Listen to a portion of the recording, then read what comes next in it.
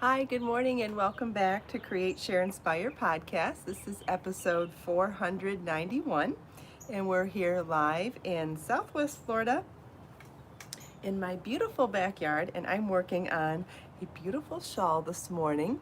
And if you're joining me live, please say hello. I'd love to hear from you. If you watch the recorded version, please also feel welcome to say hello because those comments stay all the time and I get notified about them and can answer your questions or just say hi. Hi, Naomi and Janet and Grace and Joe and Pamela. I missed a few names, sorry. Hi, Carol and Grace. Thanks for joining live, everybody. Good morning, Christine. Hope everybody had a nice evening. Hi, Melissa. Hi, Carrie. I did too many wraps. Yarn over twice. Hi, Judy. And Luna. I think I saw Luna. Hi, Jane. Good morning. Welcome back to Create, Share, Inspire podcast. This is episode 491, and we're here live in Southwest Florida in my beautiful tropical backyard.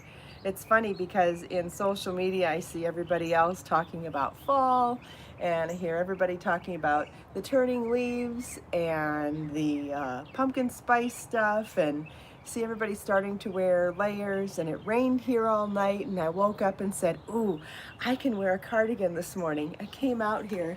The rain did not cool it off. I'm sweating. Don't know if I'm going to even make it the whole 30 minutes in a cardigan. But I do love the way this looks together. This is one of my Amazon tank top dresses and that t-shirt cardigan that I love from Amazon too.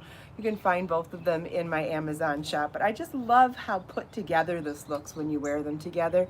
It's t-shirt fabric, so it's really easy to pull the sleeves down or to pull them up. And it's, well, I'll just stand up for a second. It's a kind of cardigan that's just draped. It doesn't have a closure in the front, which is cute on its own, right? And it's got those two draped points in the front. You could pin this. You could do all sorts of types of closures here, even a clip. But my favorite way to wear this, because it's so loose and drapey, being t-shirt fabric, I just love tying it around my waist. It adds no bulk because it's just really fine t-shirt material. Anyhow, don't know how long I'll last in it though, because it's already hot here. It's so crazy. Yeah, it is slimming wearing them together. I agree. Yeah, the prints are awesome. I love the solid colors in the dress too. I have a couple of purples. I have a navy. I don't think I ever did buy black. I would like to have it in black. And then I have the cheetah print, and I have several florals too. You know I love this dress. I probably wear it 4 days out of the week, or one of the prints of it, or one of the styles of it, I mean. It's just easy to throw on. So if you didn't watch the podcast last night, I introduced this shawl that I'm working on, and I think it's such an interesting conversation to have, to talk about the different ways you can stripe something, because this is the same pattern as this shawl. This one's worked in number 4 worsted weight Be So Tender yarn, and it's done in 3-row stripes of 3 colors. And you can very easily see that the stripes are uniform. And then it has that awesome pom-pom popcorn edging on it. But what I did here is I'm redoing the shawl in number 2 sport weight yarn, which is Be So Sporty yarn. And I picked 2 colors of yarn, Gentle Violet and Raspberry Coulis. And I changed the sequence and the height of the stripes.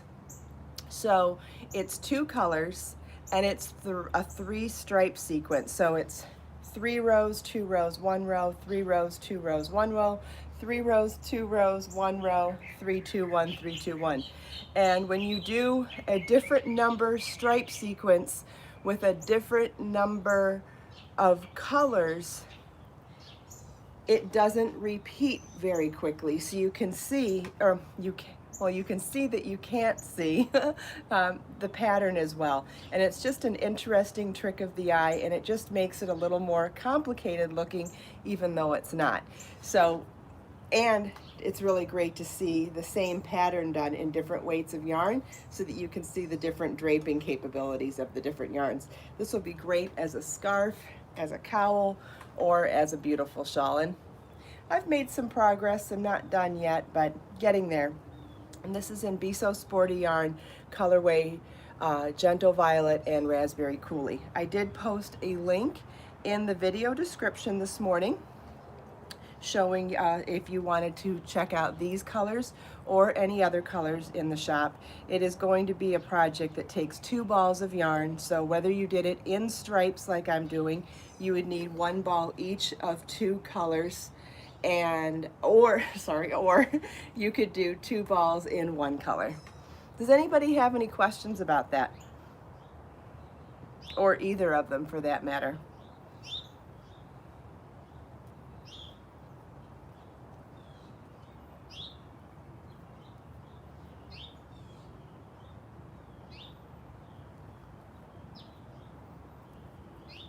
I think there's been a lot of side conversation going on this morning. So see if anybody has any questions for me about that. If not, I will move on to something else. And in the meantime, keep working on the row. Yes, Pamela, there will be a pattern for this. Yep. I'm using Treble Crochet stitch, and the pattern will be released probably later today. If not later today, it'll be tomorrow. So I'll send out an email today when it goes out, and then the pattern will include photos for this version, and I will update all of you on the modifications that I made for this version when it's done. But the pattern will be part of the new stitch tutorial for the treble crochet, and that one will be released for $3.99 later on today. It will include all of the shapes. Oh, do I have them with me? No. Oh, I might. Let me go grab them. 1 second.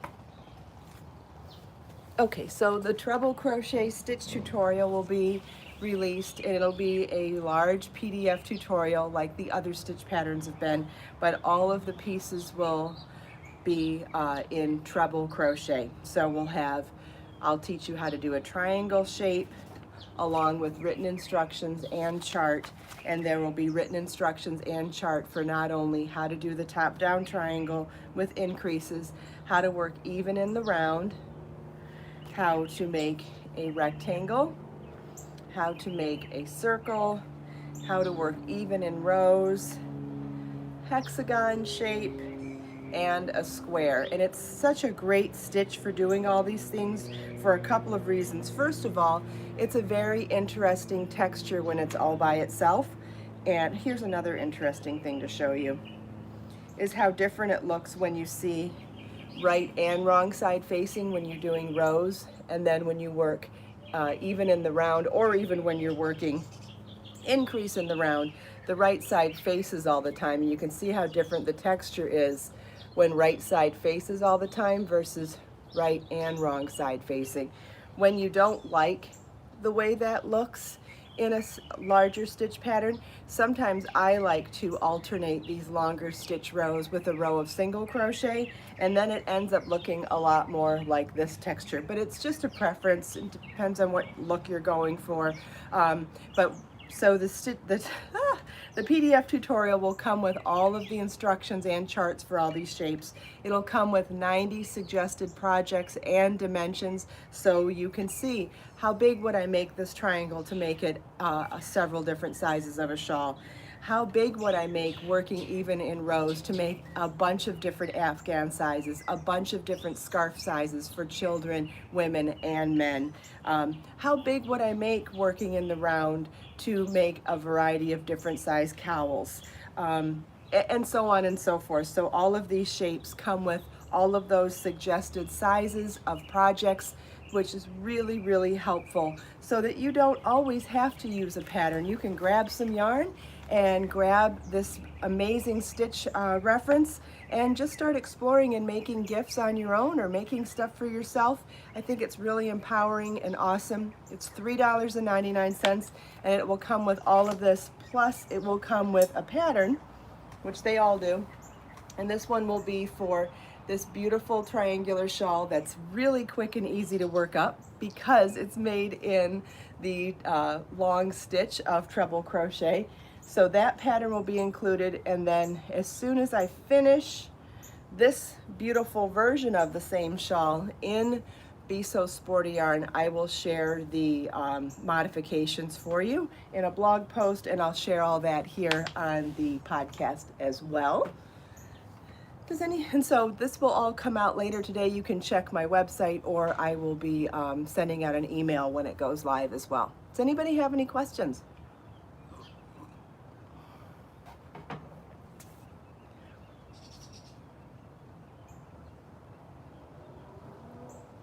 Christine, I just grab whatever crochet hook I have. I can't always grab everything right when I can't always grab I can't always grab whatever hooks everybody wants me to use in the podcast. I just kind of grab stuff on the fly. Don't know what to tell you. I use a whole bunch of different kinds of hooks when I'm on the podcast.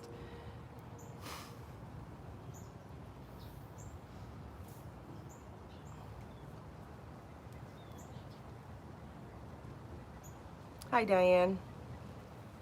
Got quite the knot here I need to figure out. It's just like scissors and yarn needles and all the other stuff. Can you ever find the right one when you're looking, right?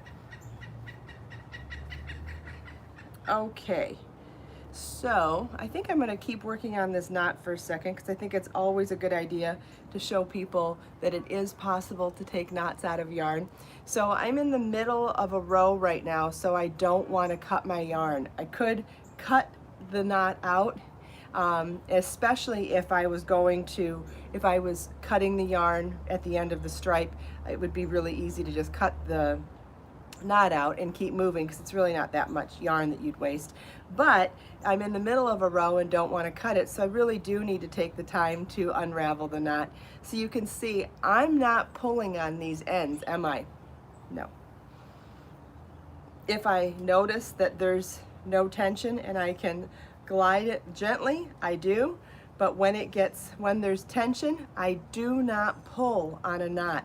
That is the worst thing you can do. When yarn is resisting and you fight back, you are making the problem worse.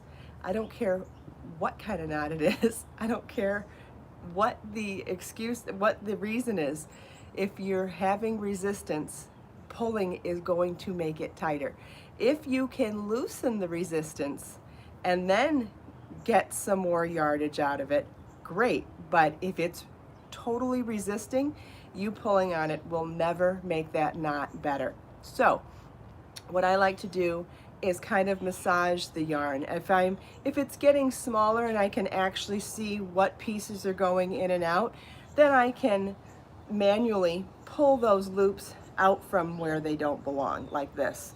But when it's bigger, I think sometimes just kind of massaging it, not pulling on it, but just kind of giving it some air, putting some space in the middle of it is really how I handle that most effectively. And look at that. We went from something that was kind of that big to now on our last little piece of it. Because generally speaking, it's never as bad as it looks if you remember to handle it the right way, which is not always the easiest thing to do when you're in a hurry or when you're stressed out or anxious or whatever. There's a lot of negative feelings that get in the way of making the right decisions. Isn't that the truth? Okay, so a couple other things I wanted to talk about. Well, let's see if anybody has any questions about knots or anything we've talked about so far, because I will hold off from going on to the next thing if that's the case.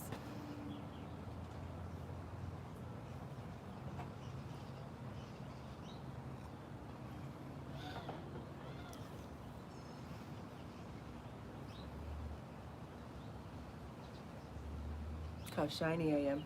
I'm already sweating. Sun's come up, that's why.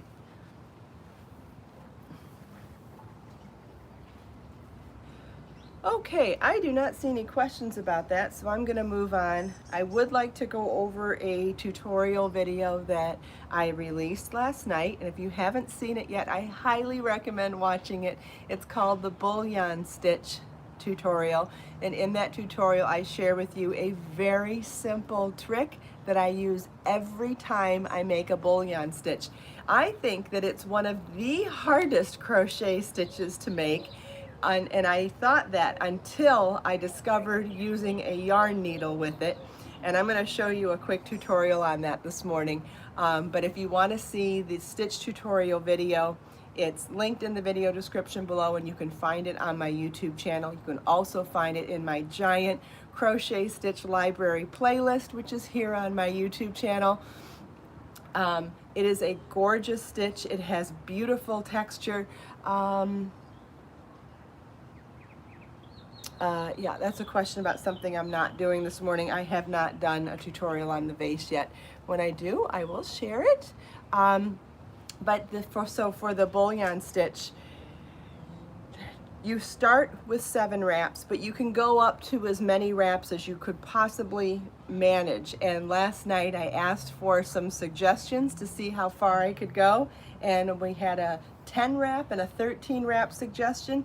And even in the dark, as the sun was going down, I was able to successfully do both of the larger stitches.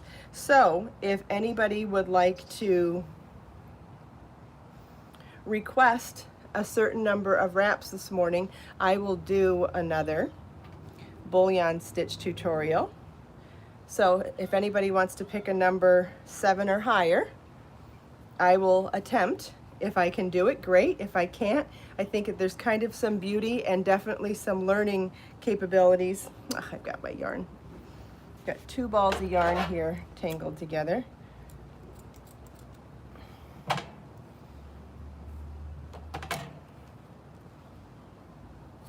There we go.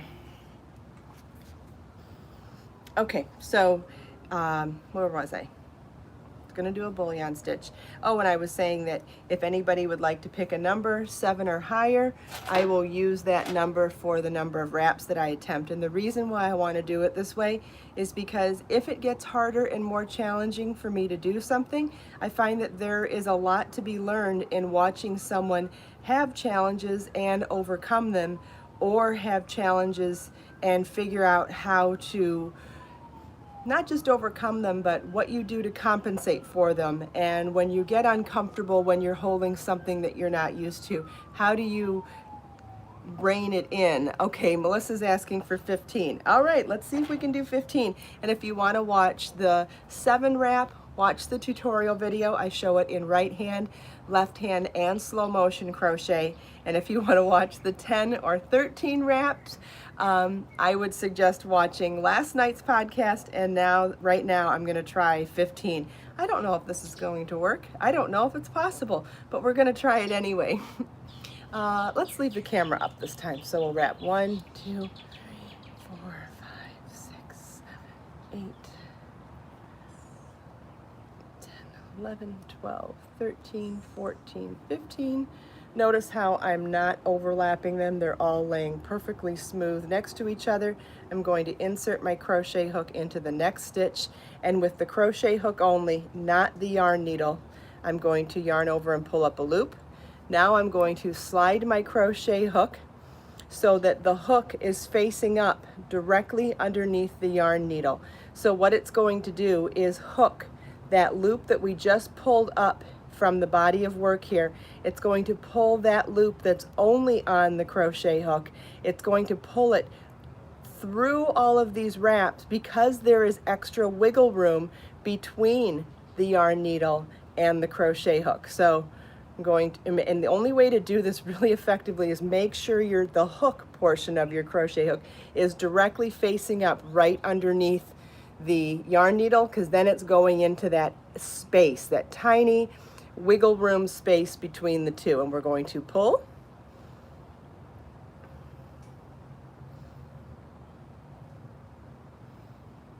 Okay, I am getting stuck on something, so I'm just going to see, did I move my crochet hook?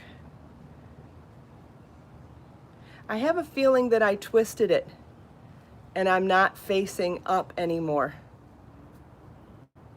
Yep, that's what happened. So I lost my hook because I forgot to stay facing up. I ended up turning it down, and as I was going through, I lost control. So let's try it again. The beauty of that is that I recognized what went wrong, and when you recognize what went wrong, it's a lot easier to try it again because you know what to try to avoid the next time. When you don't know why you made a mistake, things get really confusing then, but when you know what you did wrong, let's try it again. 2, 3, 4, 5, 6, 7, 8,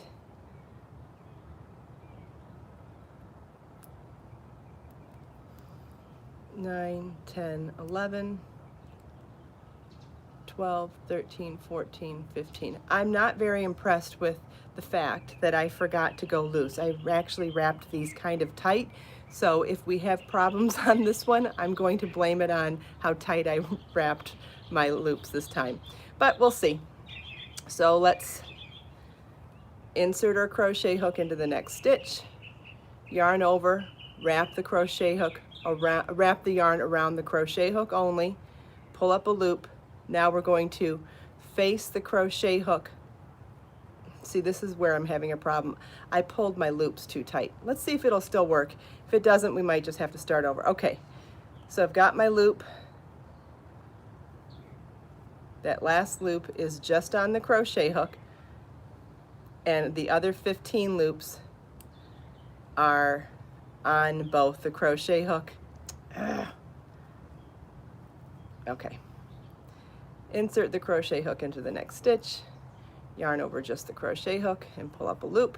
Okay, so now we want the yarn needle on top, the crochet hook on the bottom with the hook facing up, and we want to pull that stitch that's on the crochet hook through all 15 loops that are on both the yarn needle and the crochet hook.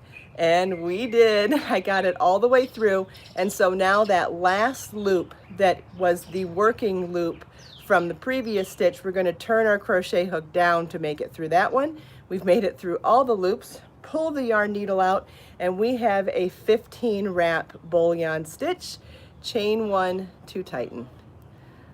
Wow, look at that. Look at that gorgeous texture. I hope that's showing up on camera well. Is it? Yeah.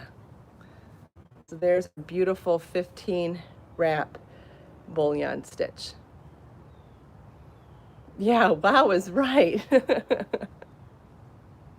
I wasn't sure that one was going to work. So somebody else asked, how many wraps can you do?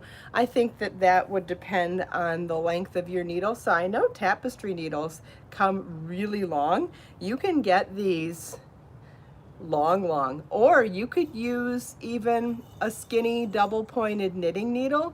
You could use a skinny straight knitting needle. You could use a chopstick. I don't think that there's anything you couldn't use. I think the beauty of this tip and trick is that you're making that empty space. You're stretching out those stitches to get the hook through. Because I gotta tell you, trying to do this without that tip, it can be a nightmare trying to pull through all of those loops. It's something that I'm not very good at without the yarn needle or without an extra piece in there. It just means you have to manually pull all of them off. And anytime you have to do something manually and individually, it's never going to be as uniform or perfect as when you can do something in one fell swoop. And look at the texture that we created on this stitch. I mean, look at that. It's an absolutely gorgeous bullion stitch. I don't think it's like broomstick lace, but maybe if there's a project that you've seen that had some sort of texture, I guess so. But broomstick lace takes less yarn than stitches because you're elongating them, and this is where you're wrapping extra times. So it actually takes a lot more yarn to do a textured stitch like this. but maybe you're thinking because of stretching. I don't know. Not sure. Okay, what else was I going to mention? Oh, there were a couple other things I wanted to mention. Next is that the 88 Crochet Stitch Dictionary is available on Amazon. It is not going to be available on my shop. I'm only going to keep this available on Amazon, but it is available in all Amazon markets all over the world. So whether you live in Australia, Japan, anywhere in Europe, Canada, Mexico, the United States, it's available in all the Amazon Prime stores and available with Prime shipping. It has all of the charts for 88 crochet stitches, as well as the glossary definition for 88 crochet stitches. So it's just an amazing little small resource to pop into your bag or to have with you when you want to do a Zen project and you don't want to be attached to the internet. The ebook is available on my website, but if you want the paperback version, which I know a lot of people did, it is available on Amazon. Yes, people that were subscribers to my website have already received the free PDF of it. That is correct, but a lot of people wanted a print version, so the paperback version is available on Amazon for those that would like a physical copy. Also, the newest Create, Share, Inspire notebook was launched this morning on Amazon. Issue number 7 is available, and I don't even have a copy yet to show you. I can show you that I have other Create, Share, Inspire notebooks here. I have the other 6 here with me, and number 7 was released today. I will be ordering a copy for myself, and then I'll be able to show you the photograph of one of my local sunsets, or it's actually not a sunset, it's just a beach view. It is a photo that I took during the photo shoot for Motif Magic during the Treble Crochet Shawl portion of the photo shoot. It was a photo that I took that day, and it had lots of pastel-y colors in there, and so I bumped up those colors in Photoshop. So it's a pastel. Beautiful beach scene from that photo shoot day, and it will be available on the cover of issue number 7. And that is linked in the video description below too. So I have a link to 88 Crochet Stitch Dictionary. I have a link to Be So Sporty Yarn.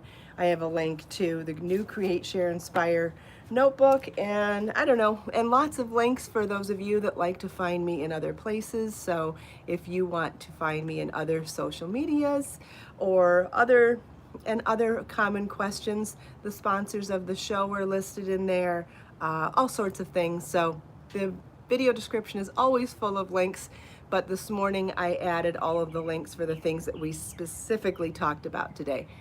So if somebody would like to pick a number now between 1 and 5, I will randomly pick a quote from one of the Create, Share, Inspire notebooks, and we'll check it out.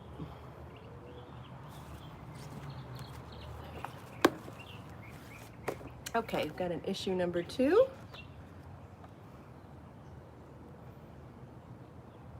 This is a good one. This is from Confucius. And it says, I want you to be everything that's you, deep at the center of your being. What a lovely wish to wish on anybody around you. It's something I wish for all of you. It's something I wish for Marlon. Hopefully someone wishes it for me. I can wish it for myself too, for that matter. Because what's really at the deep of being you is something that I think we often forget about. I think that it's really easy for all of us to get caught up in, the rat race of our everyday lives, from our commitments and deadlines and cleaning and cooking and paying bills and all that stuff. So to just take a moment and wish something kind on somebody else always rewards us as well. But even to wish kind things for ourselves, I think, is very powerful for our beings too. So thank you, Confucius. I want you to be everything that's you, deep at the center of your being. What a beautiful sentiment. Great way to start the day. Happy Wednesday, everybody.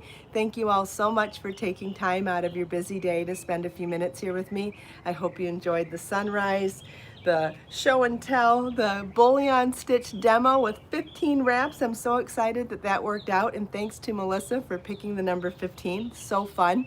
I've posted links in the video description for all the things that we talked about today, including where to find that video to learn the Bullion Stitch for yourself as well.